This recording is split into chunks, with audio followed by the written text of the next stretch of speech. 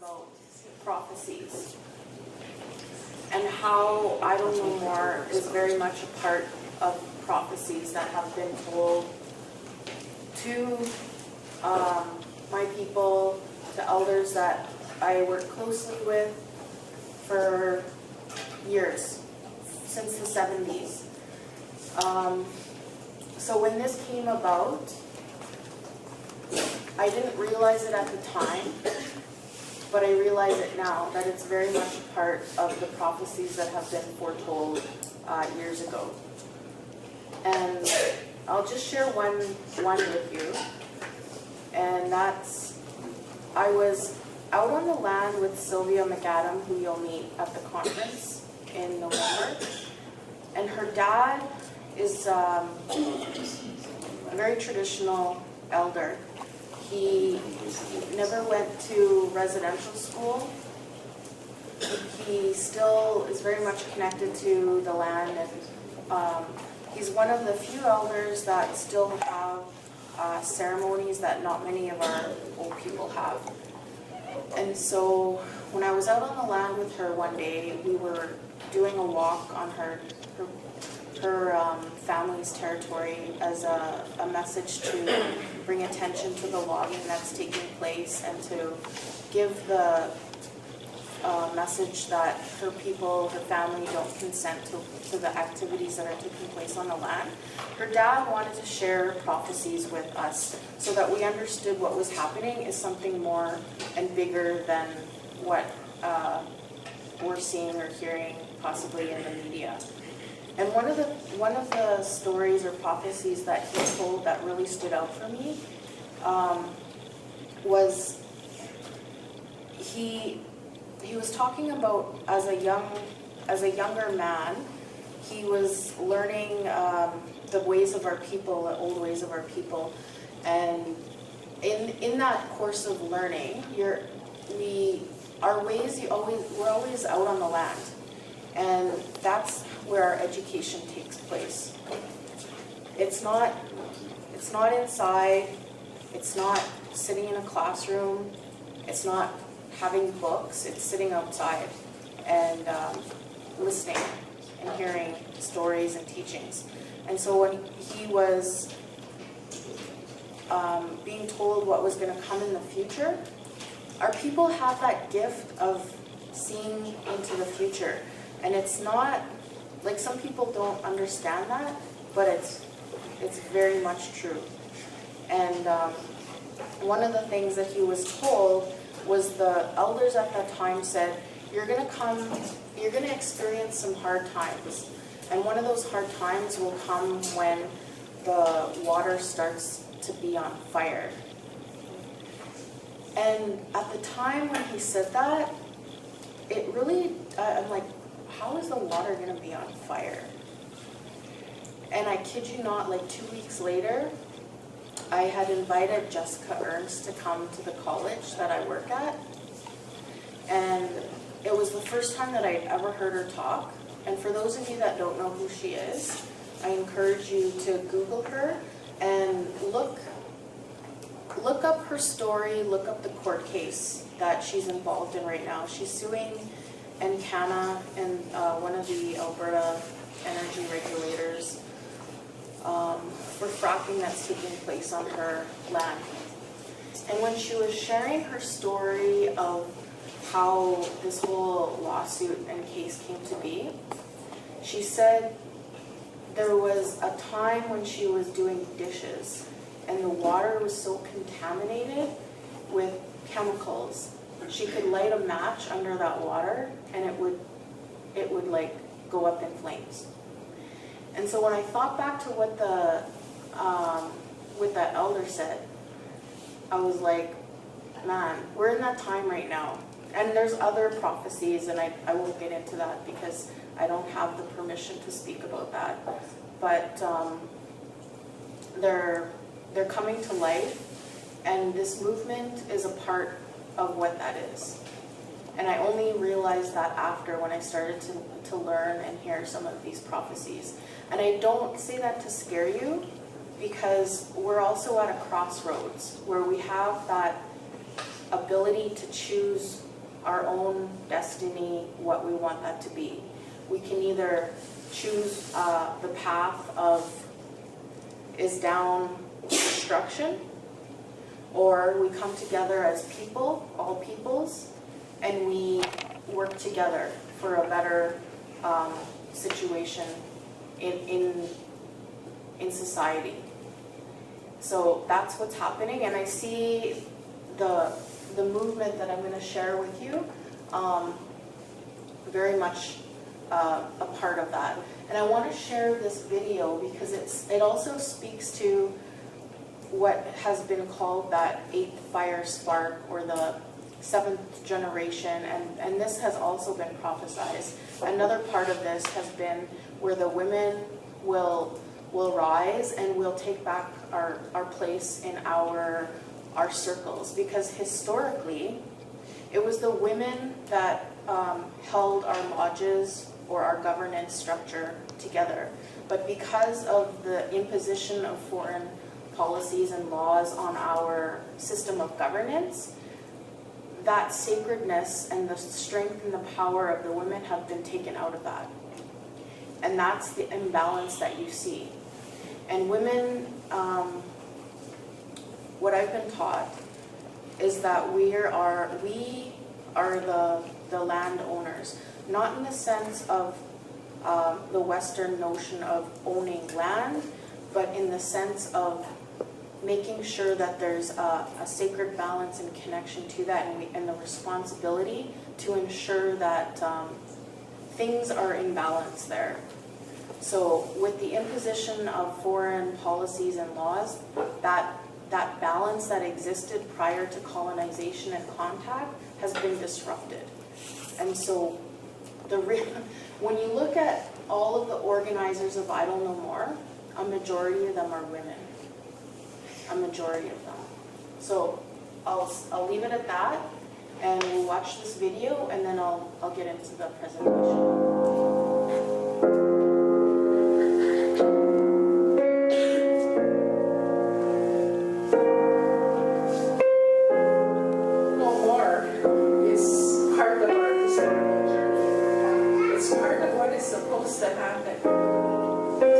According to the prophecy, after 7 generations of living in close contact with the newcomers, the people would see the day when the elm trees would die and the animals would be born with their limbs twisted out of shape. The rivers would burn aflame, the air would burn the eyes of all my relations. The people would see fish die in the water, and people would grow ashamed of the way that they had treated their mother and provider, Mother Earth. After 7 generations of living in close contact with the Europeans, the people would rise up and demand that their rights and stewardship over the earth be respected and restored. It was prophesized long before Europeans even came to this land. People showed up in crowds of hundreds and thousands to protest, flash mobs, roadblocks, to say, we will be idle no more. Together, we will fight for our mother. There are prophecies among our people where there would be a certain generation within our history that would make the change.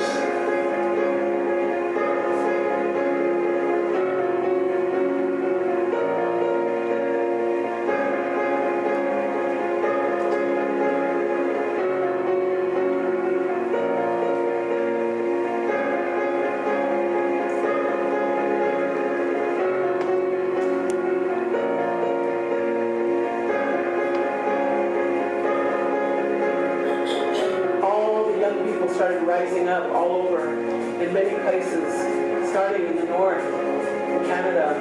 And when Teresa Spence went on her hunger strike and said, no more of this, we've had enough. And the attention was drawn by so many nations, indigenous nations all over the world. I started realizing this is the time that they were talking about. This is the time my great-great-grandmother was telling me was happening. So I know that what is happening is what is supposed to happen, what we were told is coming.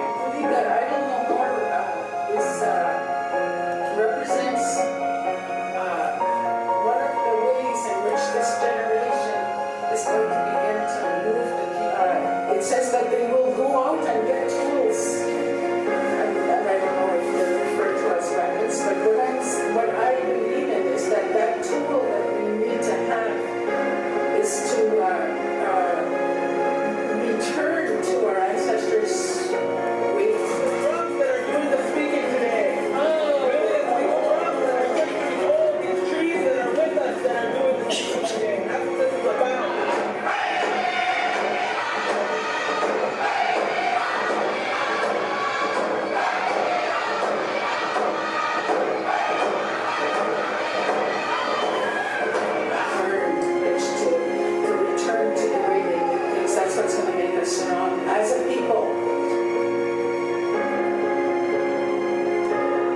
So youth represent the future. So they will be the ones that carry us on into the future.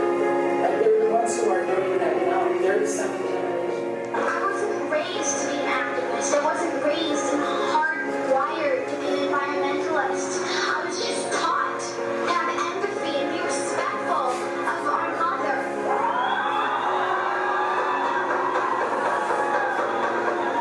She shelters us. She gives us food. We could at least give so much more in return. We've been putting up with so much for so long. And now, today, we're saying no more. Because we will idle no more.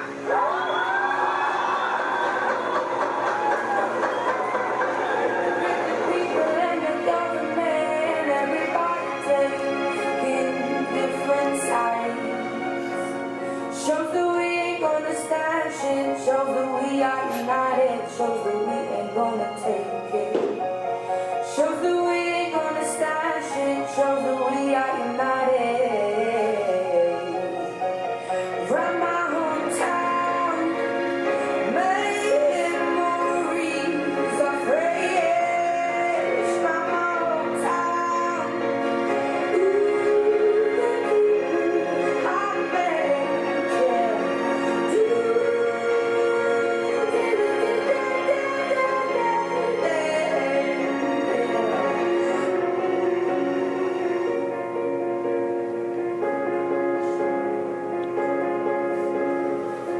She was song, dance, artist, mother, grandmother, fire, water, wind. And she danced for us all. She sweated for us all. She hungered for us all. And she cried for us all. I don't know more. That was her.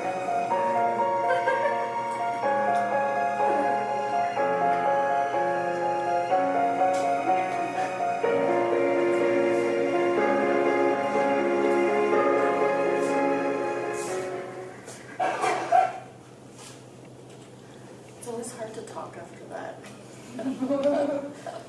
But I always start by showing that video because it's so powerful. And not just in imagery, in the song, in the people that are in that, but it shows the strength of people when you can come together for a purpose. And that purpose right now is to protect the land.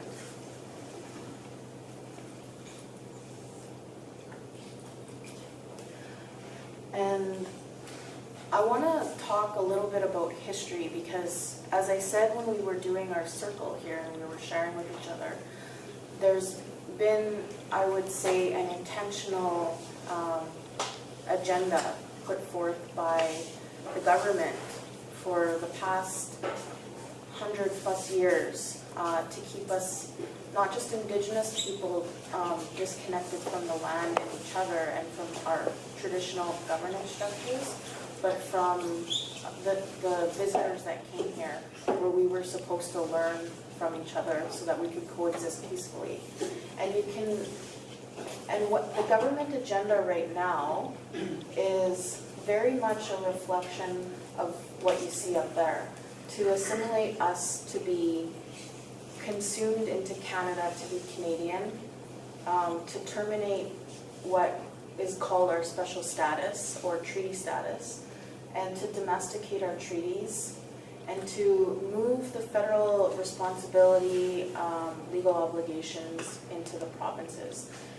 And when I cover after the white paper agenda, that's very much what this is about. And that's the threat that we're under right now. So when you saw people out in the streets rallying, protesting, saying, no, we don't consent to what's happening, this is the reason why.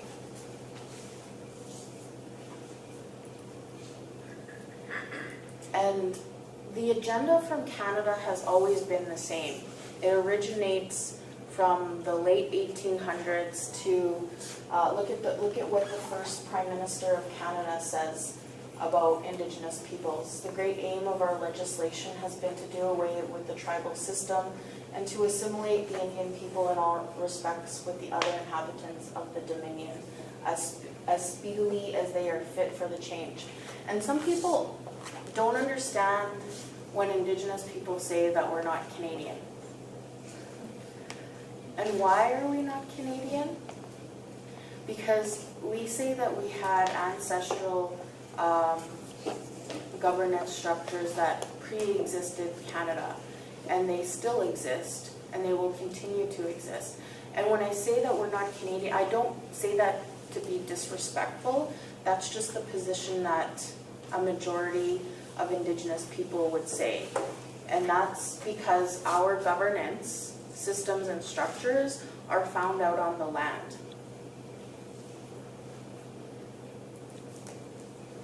The other option probably throw it automatically. Oh, Check with the other one, I think. is it? The teacher helps me. Should have tested. Oh. So, Duncan Campbell Scott was one of the orchestrators, initiators of the residential school era.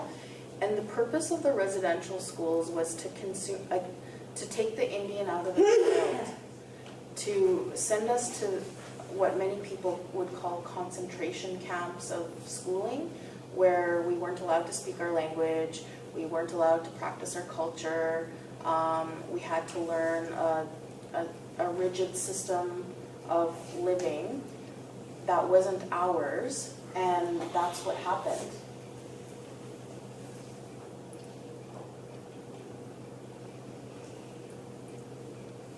And this is the agenda of the white paper. And it's very much the same contemporary agenda that you see right now. And you'll see later when I take you through all of the bills that are being introduced in Parliament right now, it's the same thing, except this was a policy agenda at the time, but now it's actually bills being introduced so that they become law.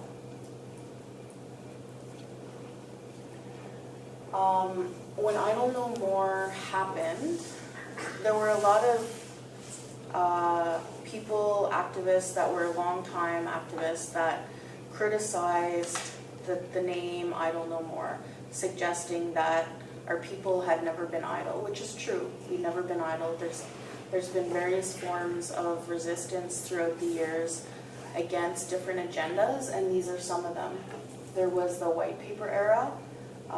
When the white paper was introduced, there was a surge of our people that came forth and stepped up to oppose it and to say that we weren't in agreement with what was going to be imposed on us. There was the constitutional era. At the time, I didn't realize this when I was studying in school. I was only told by people that were directly a part of the constitutional discussions, but the Canadian government wasn't initially going to include Aboriginal people in the Constitution. The whole Section 35 that recognizes existing Aboriginal and treaty rights, that wasn't going to be there.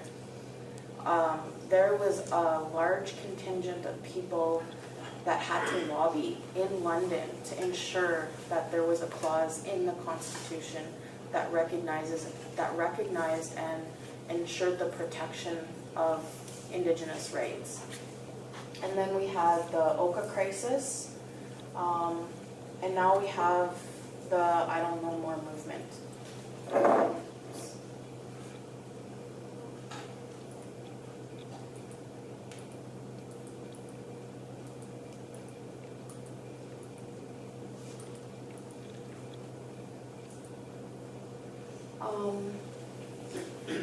This is what initiated this movement, is Bill C-45. Did anybody hear about that? Did you all hear about that? Yeah. Did anybody read through that bill? No? Maybe that was just None of the for us. entities have either. I heard about it. Who read through it? I wrote a letter to my MP saying like I question this government's decisions after this bill because my friend didn't know. So prior to this bill, I never really paid attention to government that much, not in maybe the way that I should have. And I never really looked at these omnibus bills. But when I started to look through this thing, I was surprised at what was in there and how some of these various pieces of legislation could be stuck in a budget bill. When you think of a budget bill, you think of just finances and those sorts of things, right? But in this budget bill is amendments to the Indian Act that were specifically related to lands and how lands would be designated, and the Navigable Waters Protection Act, and there were other environmental pieces of legislation contained in there. And when I was looking up and doing research on some of this stuff, I just found it interesting that all of this was hidden in there and it wasn't made publicly known. And it was only then that I realized, you know, I probably should have been paying attention to more of what happens at the federal government level. But, so this is what initiated the movement, is the concern over the amendments to the Indian Act. Because you can't make constitutional changes to a treaty relationship without involving the people that you have a responsibility to ensure that you're fulfilling legal obligations of that treaty. Oops, I'm going the wrong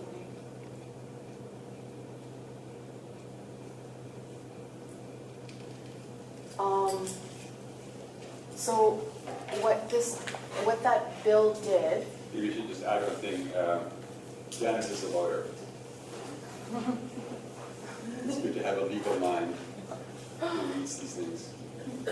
And even then, you know, even though I'm legally trained and I read some of this stuff, it's still very confusing. Like, you still got to look at every word in there, look at different sections. So I don't know how the government thought that it could pass something so quickly in like 2 to 3 months, which it did, without even consulting people that have constitutionally protected rights. And that's why we say that this is the contemporary version of the white paper of 1969, but it's just in 2012, 2013. And if you look at that quote, just reflect on that a little bit. The policy is still the same, and it will still be the same. They just have different strategies of getting to that end result.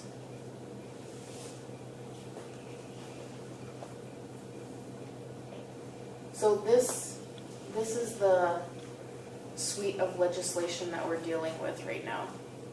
And interestingly, I looked at most of them, and they all deal with land and taking control of our own forms of governance and lawmaking powers away from us, and for that to be devolved to the province. So, how did this whole movement start? It started with these first 4 women who were the first original, well, they're called the founders, but they were the first organizers.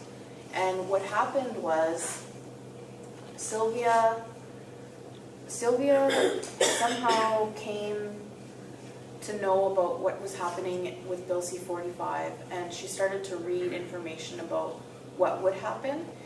And then she informed the other 3 ladies, and then they were discussing amongst themselves what to do. And it's interesting how the name came to be, because I asked her one day, and I said, how did you guys come up with I don't know more? Like, where did that come from? And she just laughed and she said, you really want to know? And I'm like, yeah, I want to know. And she said,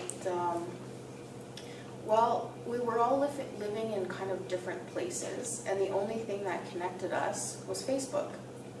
And we started a chat on Facebook, and to keep the chat organized and to know what we were talking about, Jess called it I Don't Know More. We weren't going to be idle anymore. So that's how that came to be. And my involvement came after. I think it was the middle of November, and I'd never met Sylvia. I was told to get in touch with her because when I started to learn about the issues and what was happening, I felt really compelled to do something. And I was really shocked that nobody knew what was happening. Like, the general public had no idea.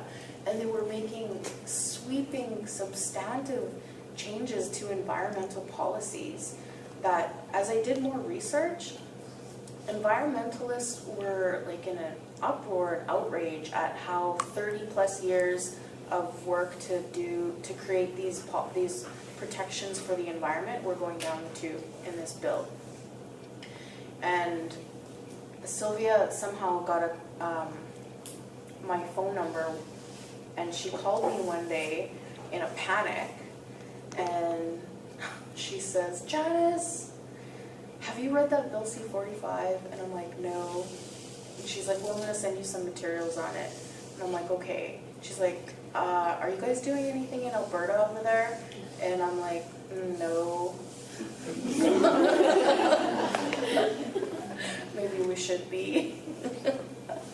And so she sent me some materials, and immediately I was, I couldn't help but not do, like I had to do something. I was really stepping out of my comfort zone. At that point, I really wasn't comfortable public speaking, even though I do a lot of it now. I really wasn't. And I thought, you know what? I have legal training. I have to do this. I gotta do something. And I connected up with Tanya Capo, who's she's right beside me there.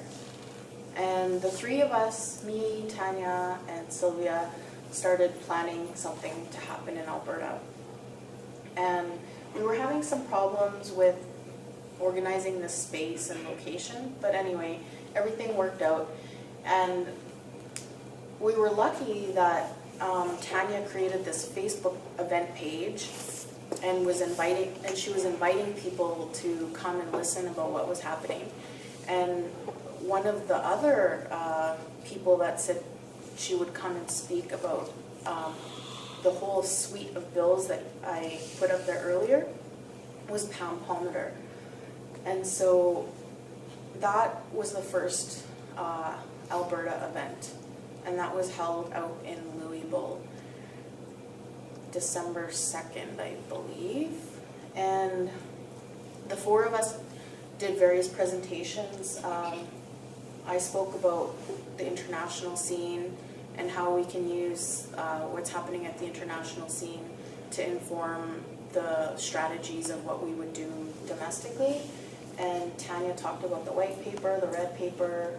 Sylvia talked about Cree laws, and Pam went through the whole legal bit of legislation.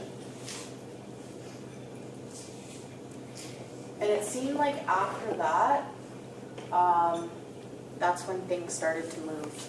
Because what we did at that venue was Tanya organized to have it recorded and to have it put on the broadcast on the radio. And she is a big Twitter person. I didn't know what Twitter was back then, but now I do. Now I'm on Twitter. But that's when she used Twitter and the hashtag I don't know more. And so it got to what we were discussing got to a broader audience. So what is this? Initially, it was in response to Bill C-45 to oppose that. And then I think the more that we learned about these other bills, it became opposition to the other bills. And then eventually it became crafted into to protect trees, to have trees recognized, to have Indigenous sovereignty respected and recognized, and to protect the lands, waters, and all of creation. So in a summary, that's what I would say Idle No More is about. And it's not just an Indigenous movement. It encompasses people from all walks of life. And even though you may see mostly Indigenous people out there, what you're not seeing is the relationship building that gets done when the organizing happens. Because there's a lot of connections and relationship building, like what we're doing today in this class, happening.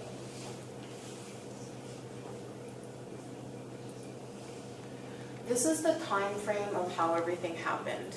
And I call it the tipping point because all of these events that occurred contributed to this big culmination of energy to get to that point where you saw it spread across the country, not just in Canada, but internationally as well. So in November, there was the teach-ins. They were doing, education and forming. Then there was the one in Alberta, where the hashtag was mostly used. And then there was the Chiefs on Parliament. You see them right there. 2 days later, they went and protested on Parliament because the bill was being heard Bill C-45 was being heard in Parliament on that day. And even though many of them had sent letters, had requested to have their opposition to the changes heard, their voices and their position just went, nobody was listening to it. The government, the MPs, they just didn't want to hear it. So they were frustrated too, right? So on that day, they were like, you know what, we got to do something too. And they went and protested on Parliament. And then on December 10th, there was the Idle No More National Day of Action. And then the next day, Chief Spence started her hunger strike.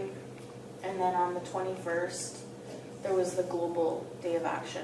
So all of these events together in that short period of time, that's what got the video that you saw earlier. That's how that came to be.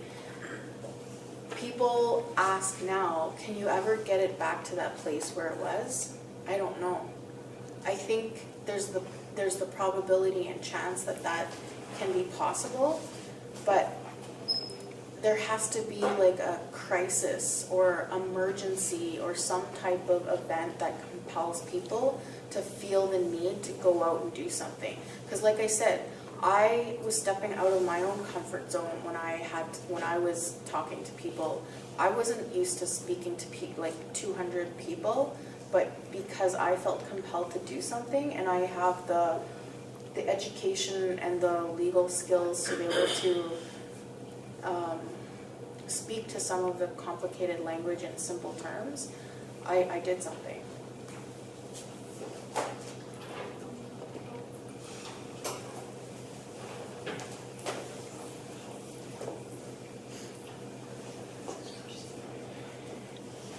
And these are just some pictures of some of the different events and rallies that took place across the country. That was the first Edmonton event on the top there, and then Winnipeg is on the bottom.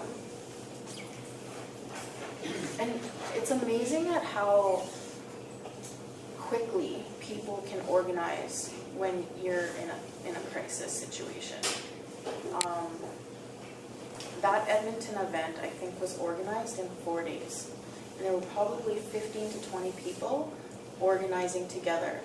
And when I said earlier that it's not just Indigenous, that it's non-Indigenous as well, half of the people that were organizing that Edmonton event were non-Indigenous, from the Occupy movement, from a tar sands campaign with the Sierra Club, from Greenpeace, from some of the labor organizations, other organizations that do advocacy work.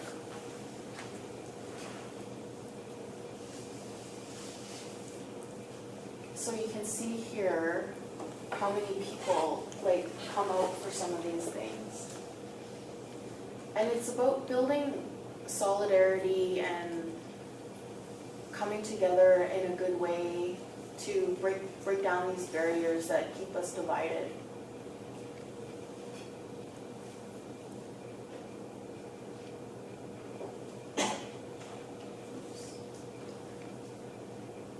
This is a really good summary of some of the key players, some of the key components of the bill that impacted everything, and how quickly this spread in a matter of a couple of weeks. Like all those blue and green spots that you see on the map, those are just Facebook events that were could be tracked.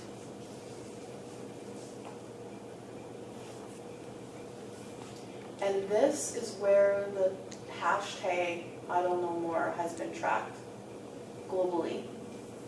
And these are the Facebook events, and you can see them, they're global.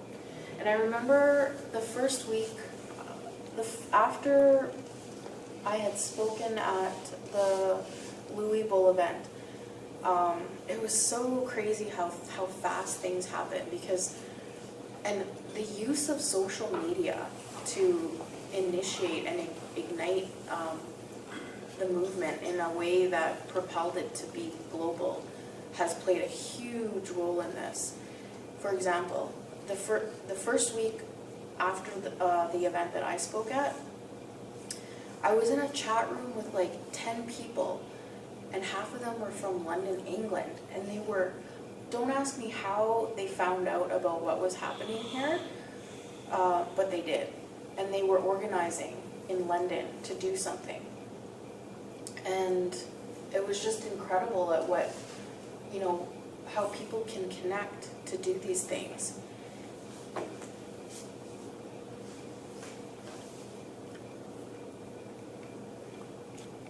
And on that note, I really started to re-examine the role of media in informing our understanding of what happens every day, and how they inform our politics, how they inform everything that happens.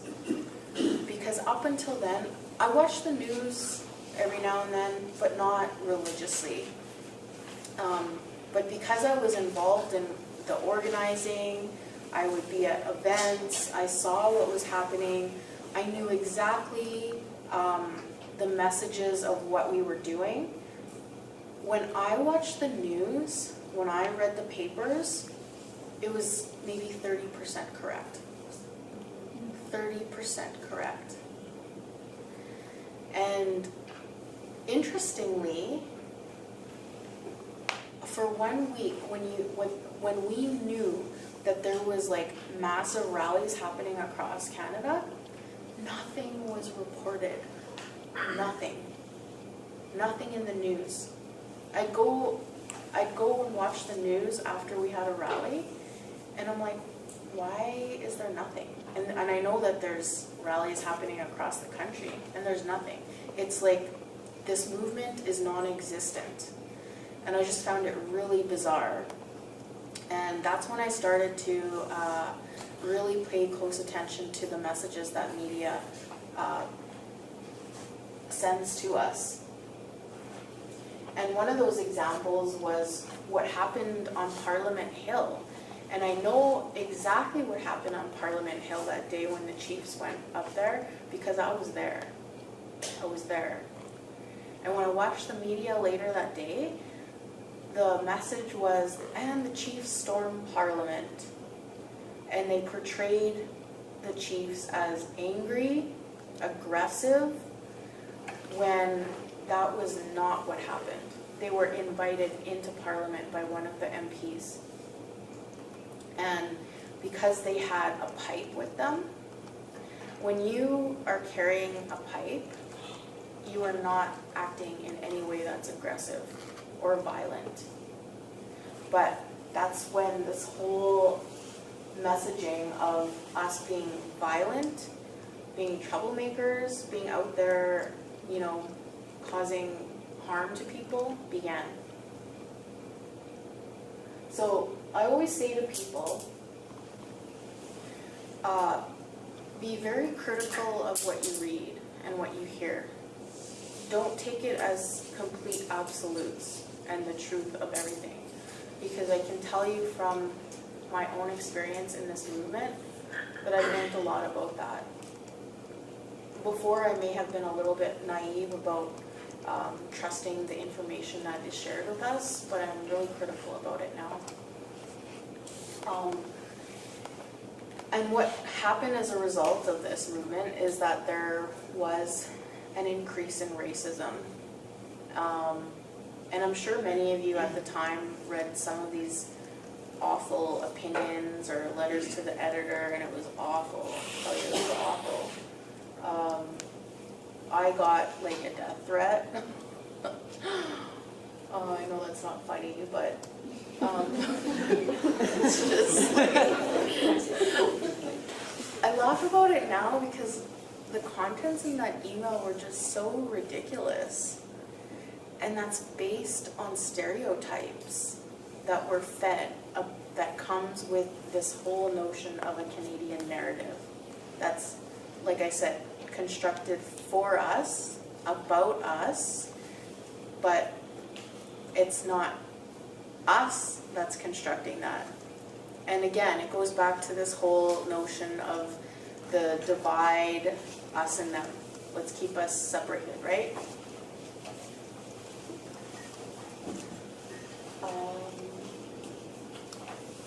I quickly wanted to talk about treaties. And I'm not going to spend too much time on this because when I speak at the conference, that's what I'm primarily going to focus on, is treaties and the treaty relationship. But I really want to encourage people to think about the place that you're on and where you are. And when we were going around the circle, somebody said, I know that I'm in Treaty 6 territory now. And you'll notice that if you go to Indigenous events, you'll hear either the elders or whoever's opening up the event, I'm so-and-so, and I'm on Treaty whatever. Right now we're on Treaty 6 land. We're on Treaty 6 territory. And treaties are a huge part of Indigenous identity and our history. And this is not taught enough in school, and it needs to be. It's not just something that happened in the past. It still guides the current contemporary relationship that we have today.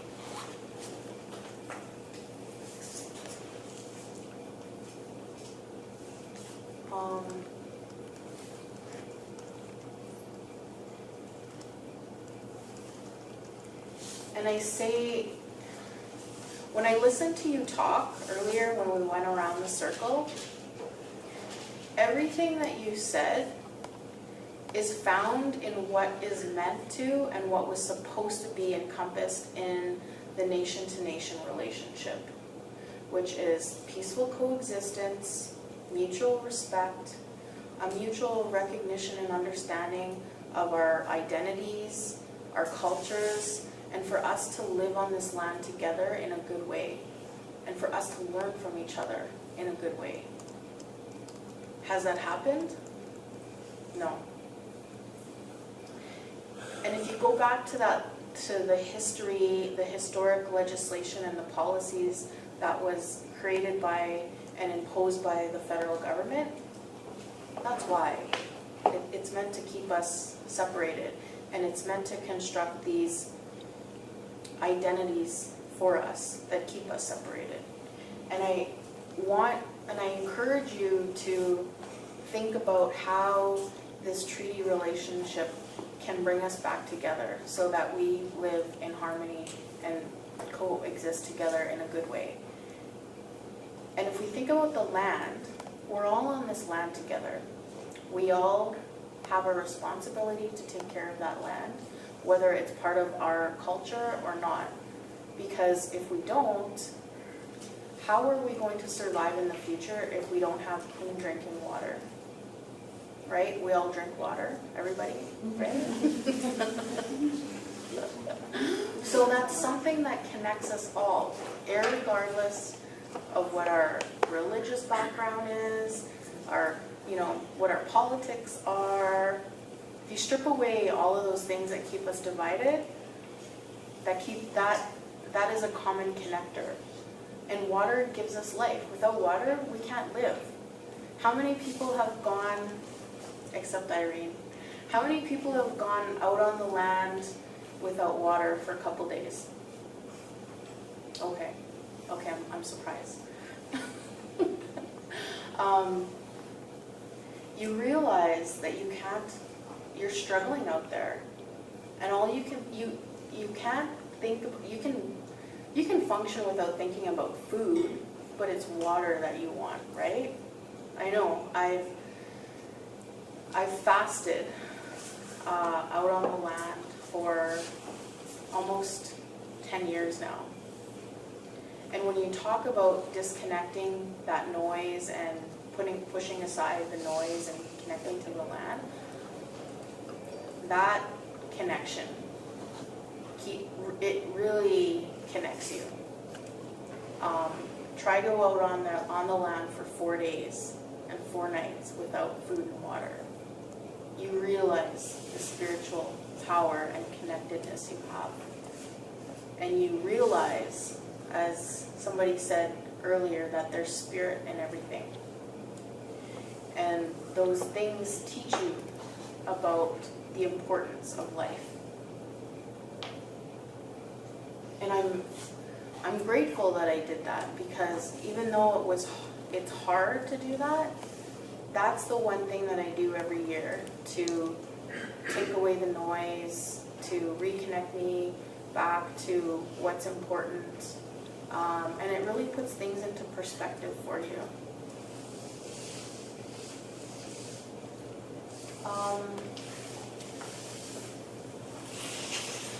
So I get this a lot from people that just are curious about what's happening and what have we accomplished.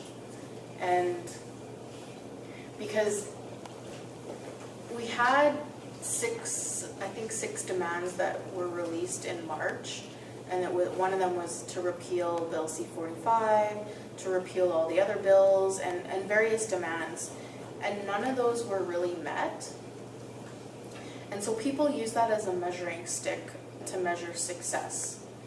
But when people ask, well, what have you really achieved? Have you achieved anything? I say, yeah, we have a lot. We've informed and educated the masses on various issues that probably people never would have thought about. Would you have thought about treaties before? Maybe not, probably not. And I use this example. I think it was 2 months ago. I was asked to go and do an interview on Alberta Primetime. I don't know if anybody watches Alberta Primetime. You know that it's a very conservative type of show, right? Yeah. It's in Alberta, everything's conservative. I was asked to go in there, and I was asked to talk about the Beaver Lake Cree Nation litigation and how that litigation is important to bringing awareness to the environmental issues, why everybody needs to be aware of it. And the commentator or the interviewer guy was asking me questions. And there were a couple things in his questioning and his comments that really resonated with me. And it was, one, the fact that he used the word Indigenous instead of Aboriginal or First Nation. And I'll get to that in a little bit. 2, that he said Indigenous sovereignty. Never before would I ever have heard Indigenous sovereignty used on like a mainstream media outlet, especially Alberta Prime Time? Like, come on.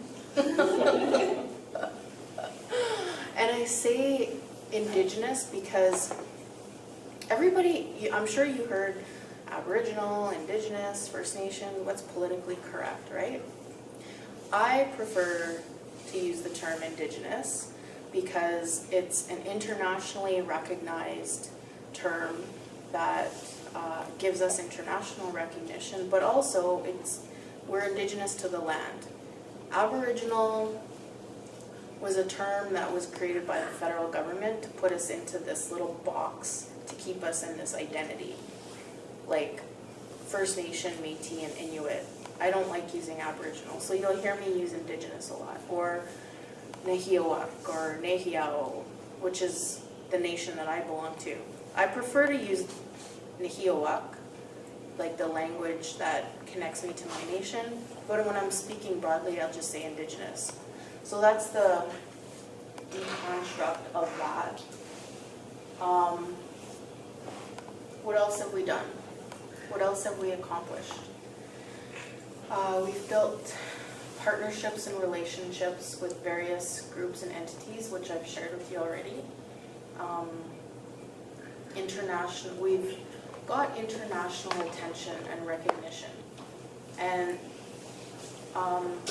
one of the things that I'm very proud of is that we were asked to go and participate at the UN. And that's a big deal. That's a huge deal. Never did I think that I would be going to New York City and talking about these issues. That's how big this movement is, and that's the magnitude of the attention that it's brought to the world. Sylvia and I went to the United Nations in May, and we met with the Special Rapporteur on Indigenous Peoples Issues, James Anaya. And in the meeting with him, he said, you know, I follow that movement. I really do. Like, that's amazing what has happened up there. And the strength and the power and the attention that that the people have been able to garner in such a short period of time. And it is amazing. Because that was maybe 4 months into it already. And when you have people like that at the international level that are following what's happening, that's a big deal.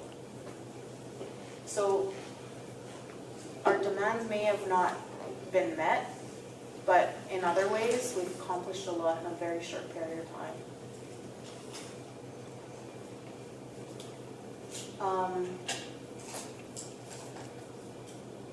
So as we move forward, we continue to build allies, to collaborate with various groups, and to build more partnerships with people. And we went through a little lull in the summer, and I just say that that's because people were on the powwow trail or on vacation. But now we're back into mobilizing mode. Parliament is going to resume in a couple weeks.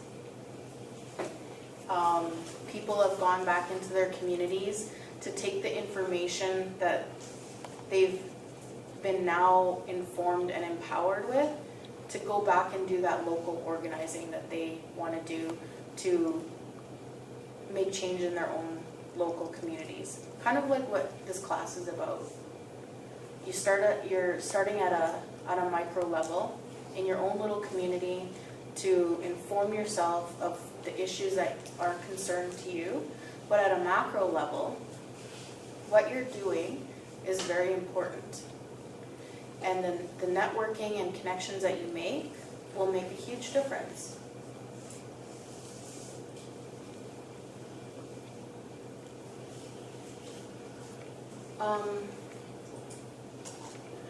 You know, I never thought about Well, I knew that there was a problem, with industry before this, but I didn't realize the extent of that problem until this movement came about.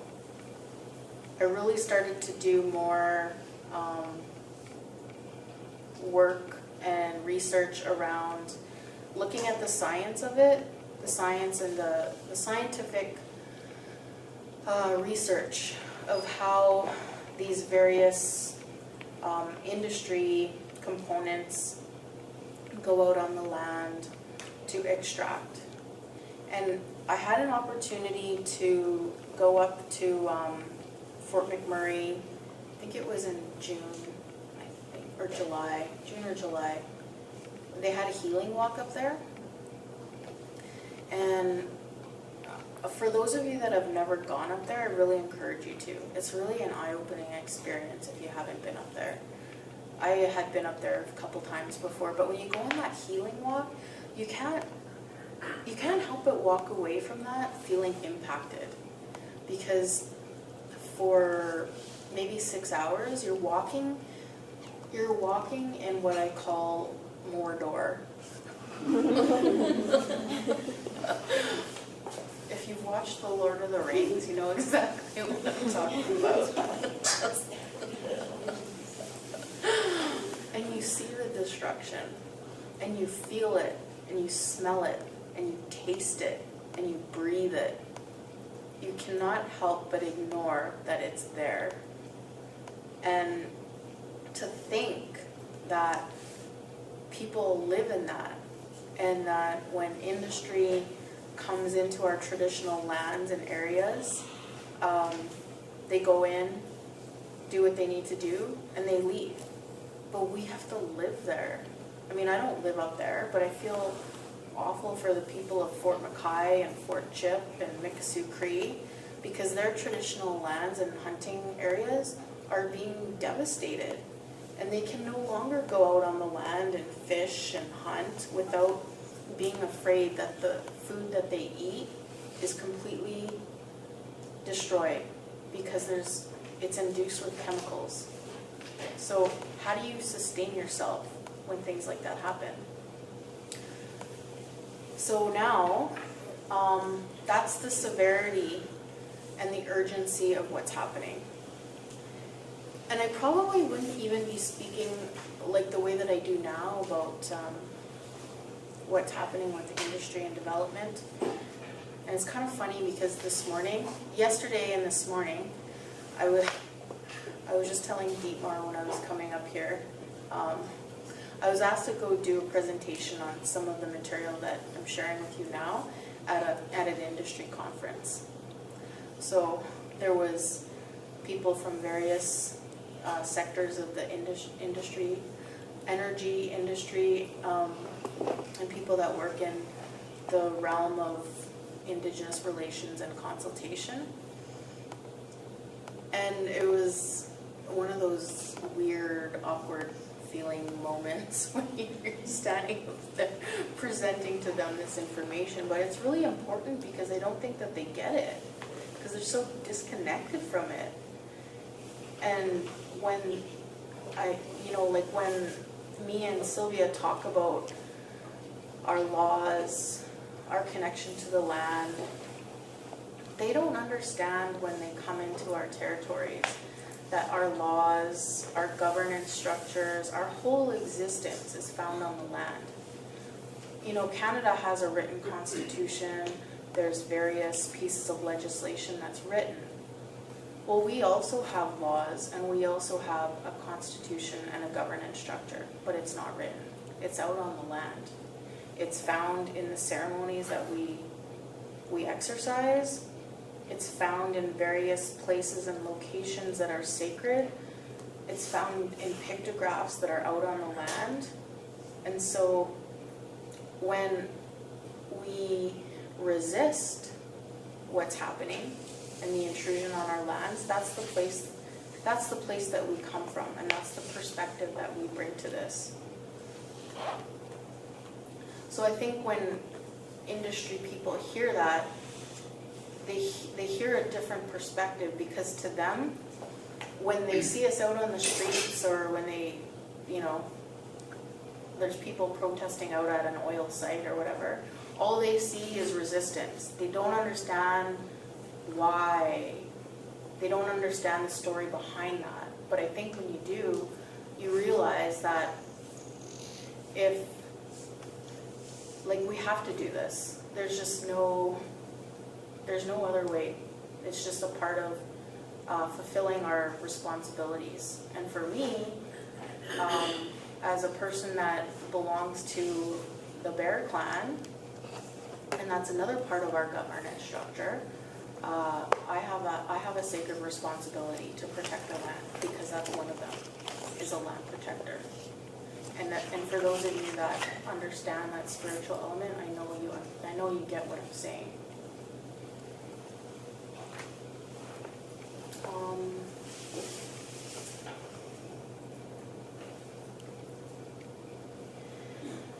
I want to encourage you to tell your friends, to not be scared to participate in this conversation. Because I think that there's, again, this whole us and them construct, when it needs to be broader. And one of the original organizers is non-Indigenous. And I don't know if many people know that. 3 of them are Indigenous, 1 of them is non-Indigenous. And she is the most amazing woman I know. She is, like, brilliant. She's kind-hearted and loving. Like, she gets that as an ally, as a settler person to these lands, she gets that honoring treaties and honoring and recognizing Indigenous sovereignty is probably one of the last things that's holding this government back from going full on into full-on destruction and encroachment into our lands. And I say that not to be disrespectful in the sense that it's Indigenous-led, but think about it this way. If our rights are constitutionally protected and there's legal obligations that have to be met in order for permits and licenses to be acquired, who has the strongest place of protecting and being that shield against complete destruction? Indigenous people. So that's why I encourage people to join this, and not from a place of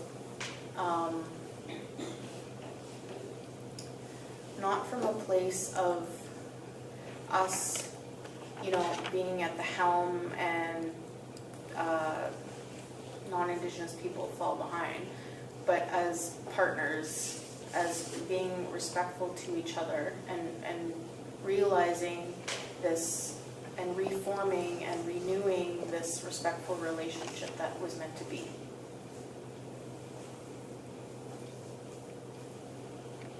And in our teachings,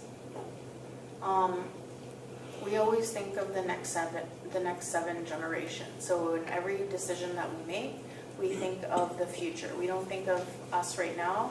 We think of what would be best for the 7 generations ahead of us. For example, at the time of treaty making, our ancestors, my ancestors, thought of me. They knew that we would need an education. You heard that woman in the video earlier, that we would have tools.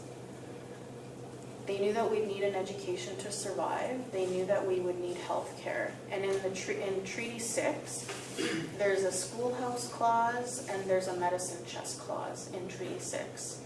And the contemporized understanding of that is that we have access to lifelong education, and that we would be, our health care would be provided to us, because my ancestors knew that there would be changes coming to the land, and we would need to have access to the contemporized version of what we would need at the time. And think of how brilliant they were. And they were brilliant because they were connected to a spiritualness that guided them to be able to think of those things.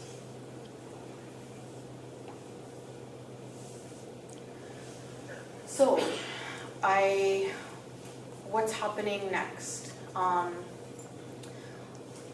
This national call on October 7th came about as a result of a meeting that was held in Toronto with various grassroots organizers from across Canada, Indigenous and non-Indigenous.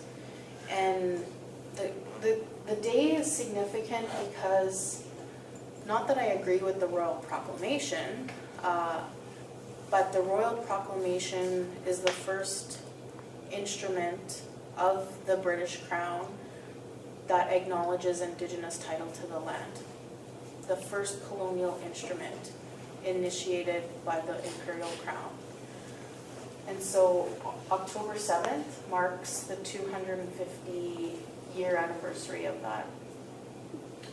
And also October 7th is the first day that the UN Special Rapporteur on Indigenous Peoples will be in Canada. After much advocacy work by various people and nations across the land,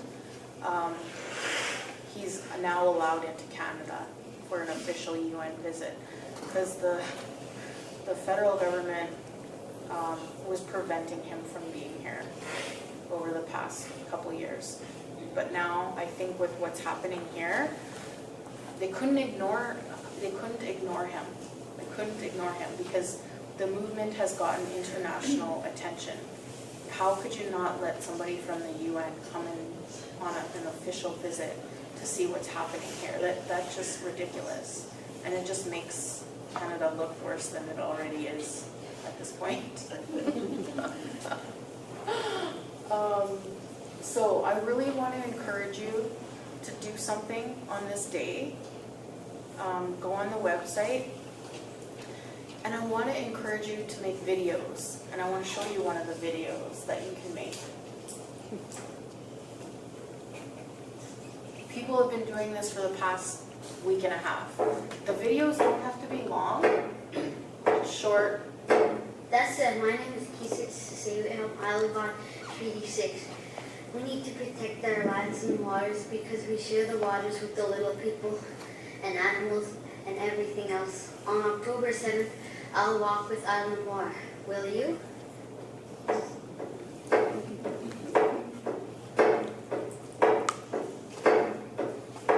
So that's an example of one video. I want to show you another one quickly.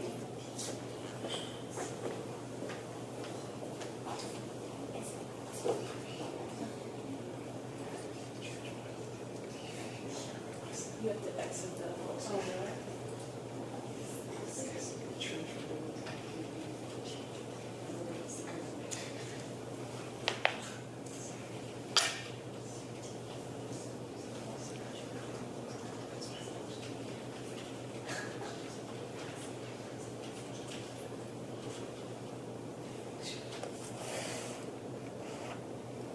There's another one.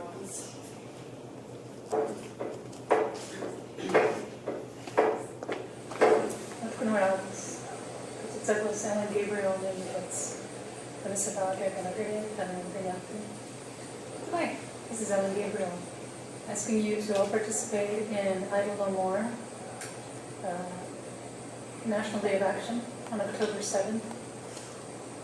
The problems that were caused and have been caused by the Harper Omnibus Bill, the weakening of environmental laws, the lack of respect for the implementation of the UN Declaration on the Rights of Indigenous Peoples, protection of Mother Earth, protection of the habitats of all our relations, and indeed our relationship to the land, which our Indigenous identity is based upon, is in jeopardy. And so I hope that everyone will work together in solidarity with each other, because we all have the same issues, more or less, to stop the Harper government and others like him who wish to appropriate and exploit our lands and to continue to violate our collective rights as Indigenous peoples' right to self-determination. So thanks to Idle No More and all the other people who are organizing this and for coming up with this wonderful idea. can't go on, gonna go on paper.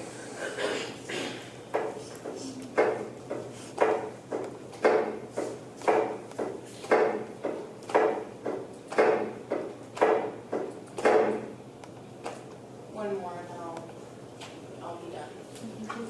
That little clip of the red at the beginning again, is that like available to use to like put on? Yeah, so if people want to do a video, you see how short they are. They're not long. You can even do them with your phone. You can just send them to me and I'll send them to our communications people and they'll put the video together. So I want to show you who knows Bridget DePay? Oh, yeah. Okay. Okay, I'll show you Bridget. I'll show you Bridget's. She's awesome. Where is she now? I think it's based out of Montreal. Okay, so for those of you that don't know Bridget, she was the page in Parliament. She went and stood with that Stop Harper sign in the middle of the session. That's her. She worked for the Battle House. Or something, but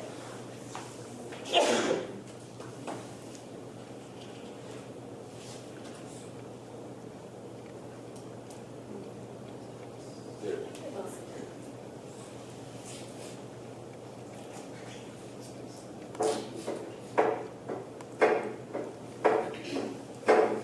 Hi, I'm really excited to let you know about an event, the I Don't Know More Day of Action, that's happening on October 7th.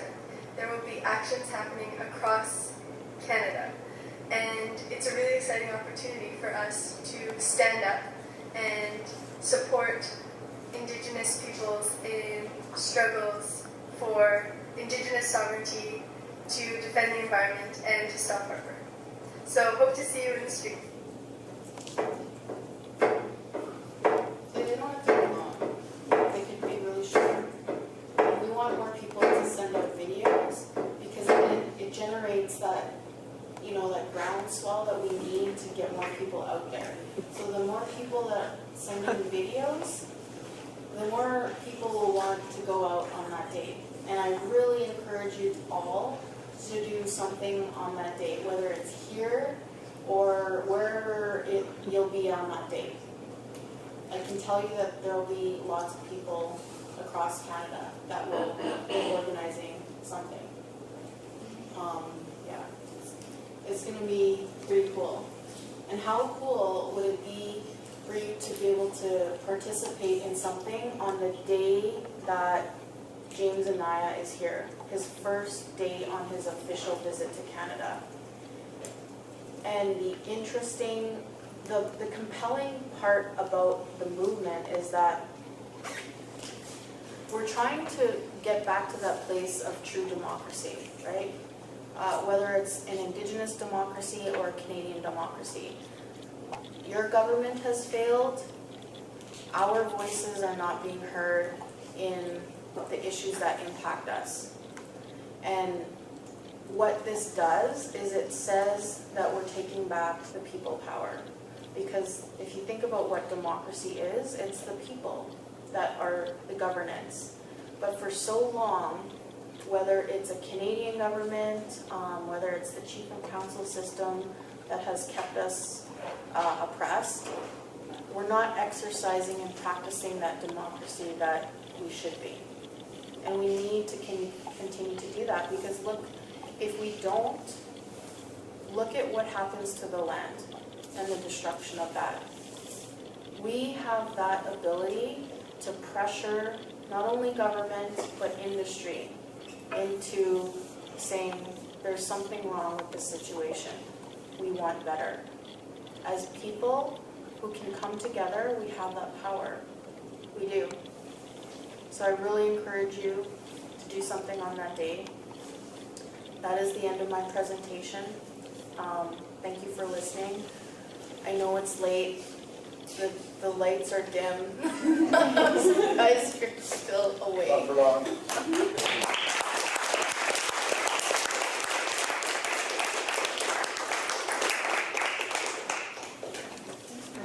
thank you again.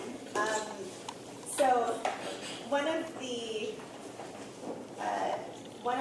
that I haven't been able to articulate well enough. Maybe I haven't looked into it enough in conversations where I'm trying to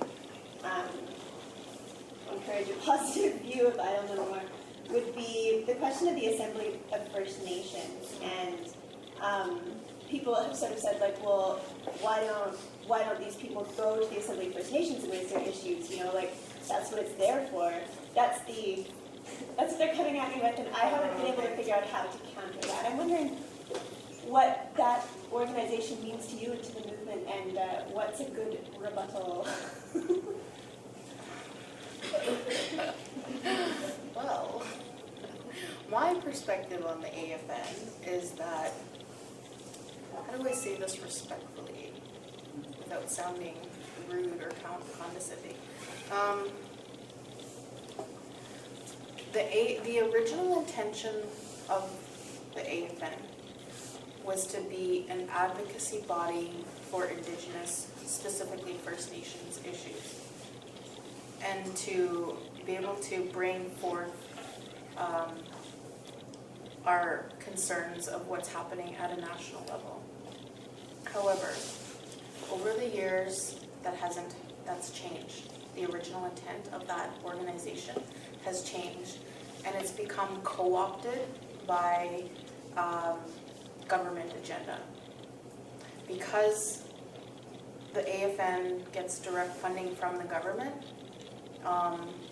it's difficult to be that advocacy body that pushes the boundary or the envelope of where it needs to be to advocate for us.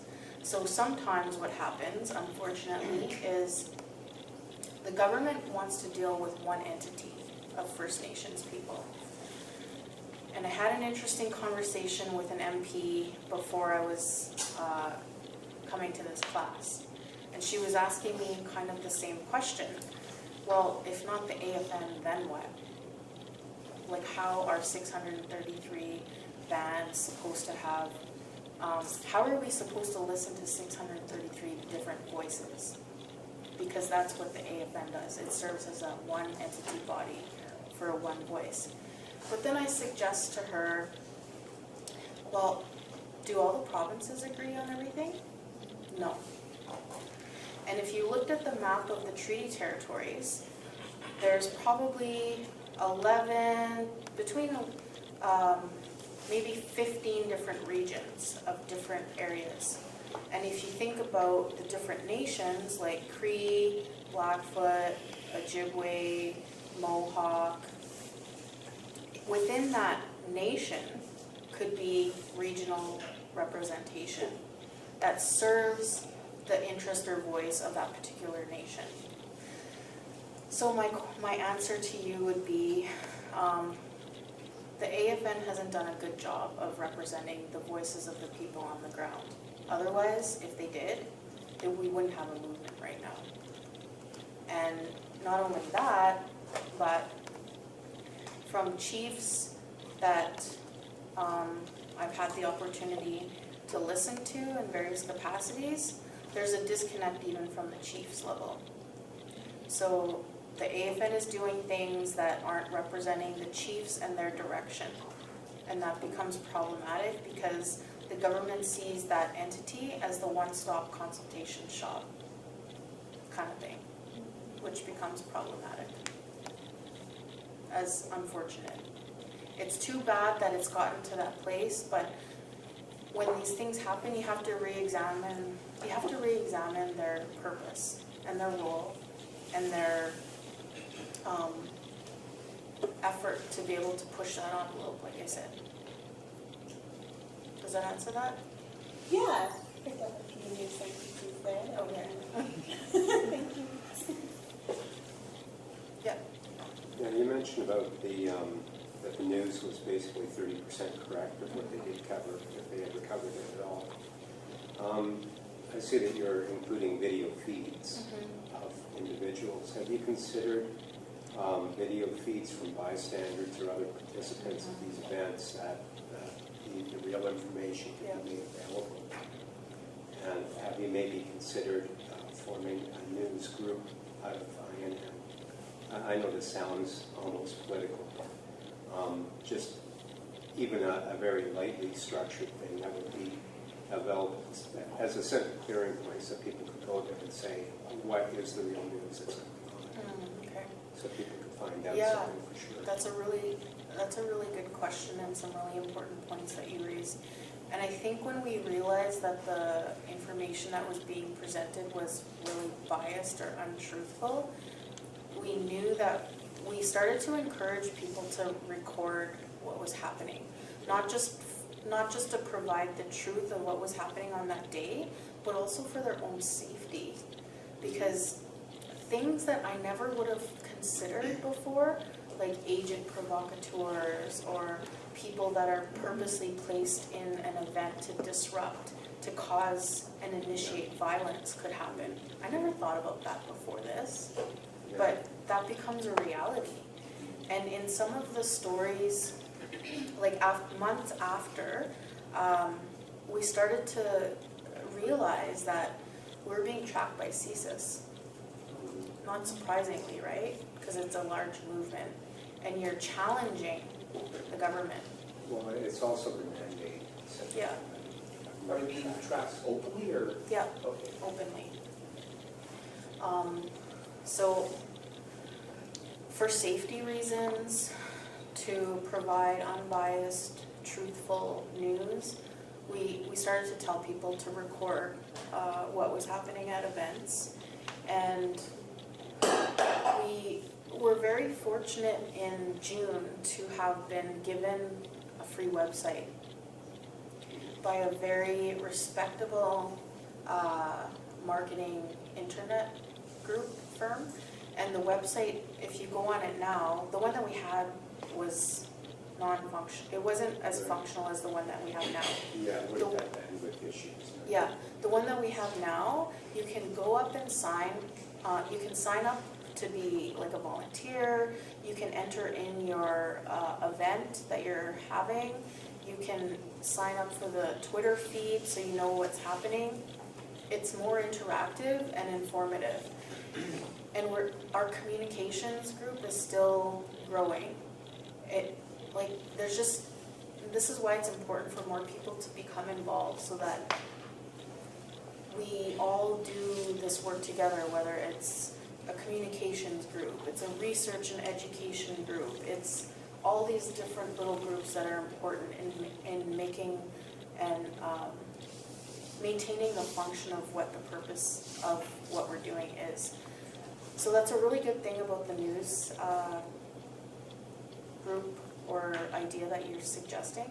I'll bring that back to the communications team. I know that we're trying to work on things, and we all do this volunteer, and we have limited people resources, but that's why it's important for people to join and participate in any way that they can. Is there? Okay, I'll get her and then I'll get you.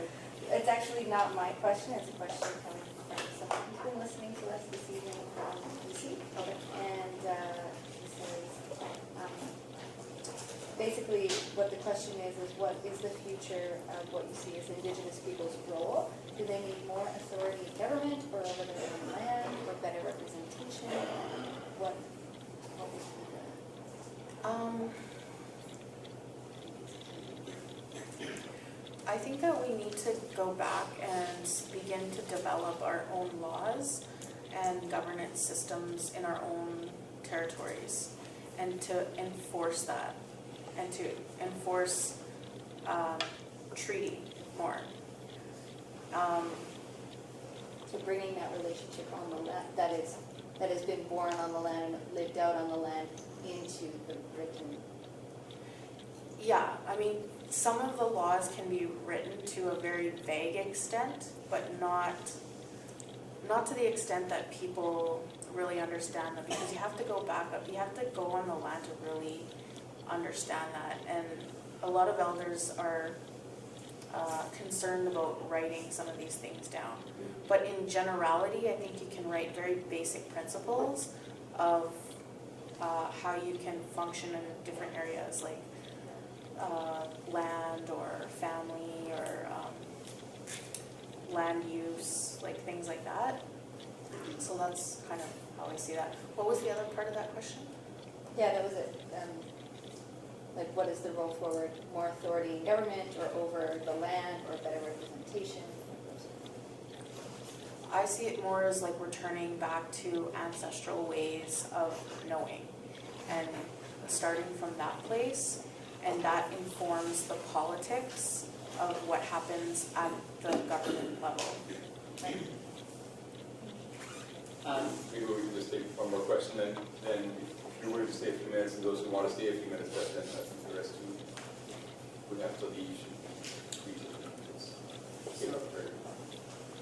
Last year, some people from Covina, they came up to discuss the Island Moor issue and how they felt it from their perspective. And the one, I don't know if he was the chief, but he had like some kind of like leadership role, and he was saying how, you know, he didn't think it was a good idea how, or the Island Moor movement was like blockading like railroad lines and roads, and things that like his people would, you know, piss off the white people, and how, like, do you think that, I mean, it gets good, like, attention if you know, stop people from their day-to-day activities, but do you think that if you, in the movement, that blocking things that are key to people to use, that like, gets them on to the side of Island more, or if that would make them just Yeah, there's various perspectives on the approaches and strategies of the activities or actions used by people involved in the movement. So the one side is that perspective where outright blockades and types of activities like that are frowned upon. And we experienced backlash. I say we, but I wasn't there. There was I don't know if people were aware of the blockade situation that happened on Highway 2 just outside of Edmonton. Well, when that happened, the backlash on that was awful. That's when I received hate mail. And it's that perspective of you're blocking traffic, you're disrupting my ability to get to work, you're inconveniencing me, how dare you, type of thing, right? So then we had to really re-examine those types of activities. And I always say that what we do should be and come from that place of who we are as Indigenous people, that's respectful, that's peaceful, that's nonviolent, and within the confines of the law, and never advocate for any violence. However, it's not my place to say that people that use those kinds of methods to feel like they need to protect the land or what's theirs is wrong. That's not for me to be the judge of that, because there are instances, for example, in BC, where there is lots of activity. And because BC is unceded land, it's not treaty land, it's still up for negotiation. Their land hasn't been dealt with. So they're in a situation where it's literally life and death. Life and death. And people have chosen to use those methods to protect the little bit of land that they have and where their ancestors are buried. And that's not for me to say that, you know, that's wrong. That's just what they feel that they need to do that is best for them. So there's various ways to get attention. And like people in my area, we didn't do full-on blockades, but we called them traffic slowdowns. So we stopped the traffic, gave them pamphlets, gave them tea or coffee or hot chocolate, had a conversation. This is what's happening. This is why we're out here. Nice to meet you. On your way. So there's different methods to achieve something. Some people feel the need to be more that extreme, and others are okay with doing a rally out in front of Parliament or those types of things, right? Does that answer your question? You know, with that, we want to thank Janice and invite others to come to have a bit more informal chatting while some of us are judicious. But that's probably better that those who have to go can go. So thank you very much, Janice, for coming.